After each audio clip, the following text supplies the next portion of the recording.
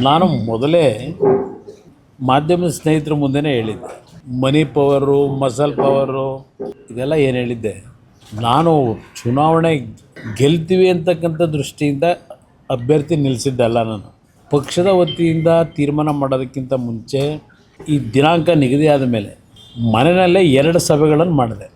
ಎಲ್ಲ ಶಾಸಕರನ್ನ ಎಕ್ಸೆಪ್ಟ್ ಒಬ್ಬರು ಈ ಜಿಲ್ಲೆಯವ್ರನ್ನ ಬಿಟ್ಟು, ಕೆಲವರು ಆಗಲೇ ಸುಮಾರು 1-1.5 ವರ್ಷದಿಂದನೇ ಕಾಲು ಹೊರಗಿಟ್ಬಿಟ್ಟವ್ರು. 2 ಕಾಲನ್ನು, 1 ಕಾಲಲ್ಲ 2 ಕಾಲು ಇಟ್ಕೊಂಡವ್ರೆ. ಅವ್ರಿಗೆ ಬೇಕಾದಂಥ ಸಂದರ್ಭದಲ್ಲಿ ಹೇಳಿಕೆಗಳು ಕೊಟ್ಕೊಂಡು ಬಂದಿದ್ದಾರೆ. ಅವರು ಹೇಳಿದ್ದಾರೆ ನನ್ನ ಸಂಪರ್ಕದಲ್ಲೇನು ಇರಲಿಲ್ಲ ಅಂತೇಳಿ.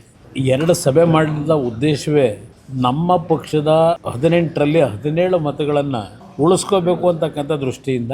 ಕೊನೆಗೆ ನಮ್ಮಲ್ಲೇ ಶಾಸಕರುಗಳು ಕೆಲವರು ಇಲ್ಲ ನಾವು ಯಾವುದೇ ಕಾರಣಕ್ಕೂ ಅಭ್ಯರ್ಥಿ ಹಾಕದೇ ಇದ್ದರೆ ರಾಂಗ್ ಮೆಸೇಜ್ ಹೋಗ್ತದೆ, ಸೋಲು ಗೆಲುವು ಚುನಾವಣೆಯಲ್ಲಿ ಇದ್ದಿದ್ದೆ, ಅಭ್ಯರ್ಥಿಯನ್ನು ನಿಲ್ಲಿಸಲೇಬೇಕು ಅಂತ ಹೇಳಿ ನಮ್ಮಲ್ಲಿ ಭಾಳ ಕೆಲವು ಶಾಸಕರು ಒತ್ತಾಯಗಳನ್ನು ಮಾಡಿದ್ರು. ನಾನು ಅವತ್ತು ಹೇಳಿದ್ದೆ, ನನಗೆ ಬೇಕಾಗಿರೋದು ನಮ್ಮ 17 ಜನ ನೀವೇನಿದ್ದೀವಿ ಅಂತ ಹೇಳ್ತೀರಿ, 17 ಮತಗಳು ಯಾವುದೇ ಕಾರಣಕ್ಕೂ ಒಡೆದೋಗ್ತಕ್ಕಂಥದ್ದಕ್ಕೆ ಅವಕಾಶ ಕೊಡಬೇಡಿ. ಏಕೆಂದರೆ ಹಿಂದೆನಾದರೂ ಅನುಭವ ಆಗಿದೆ ನನಗೆ.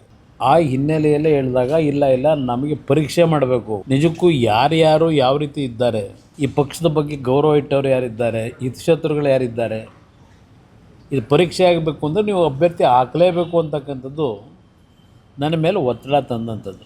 ಆ 2 ಸಭೆ ಮಾಡಿದಾಗ ಅದರ ಮೇಲೆ ತೀರ್ಮಾನ ಮಾಡೋದು ಅಭ್ಯರ್ಥಿ ನಿಲ್ಲಿಸಬೇಕು ಅಂತ ಹೇಳಿ.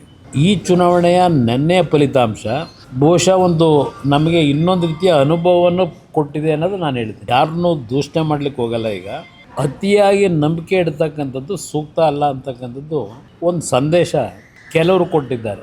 ನನ್ನ ಅತಿಯಾದ ನಂಬಿಕೆಯನ್ನು ಎಲ್ಲರ ಮೇಲೂ ಇಡ್ತೀನಿ, ಅದು ನಿಮ್ಮಲ್ಲಿ ಬಂದಿರತಕ್ಕಂಥ ಈ ಗುಣನ ಸ್ವಲ್ಪ ಬದಲಾವಣೆ ಮಾಡ್ಕೊಳ್ಳಿ ಅಂತಕ್ಕಂಥ ಸಂದೇಶ ನೆನ್ನೆಯ ಫಲಿತಾಂಶ ನನಗೆ ವೈಯಕ್ತಿಕವಾಗಿ ಕೊಟ್ಟಿದೆ. ಇಲ್ಲಿ ಯಾರನ್ನ ದೂಷಣೆ ಮಾಡಲಿಕ್ಕೂ ಹೋಗಲ್ಲ. ಈ ಫಲಿತಾಂಶದಿಂದ ಯಾವುದೇ ದೊಡ್ಡ ಮಟ್ಟದ ಬದಲಾವಣೆಯೂ ನಾವೇನು ತರಲಿಕ್ಕೇನಾಗೋದಿಲ್ಲ.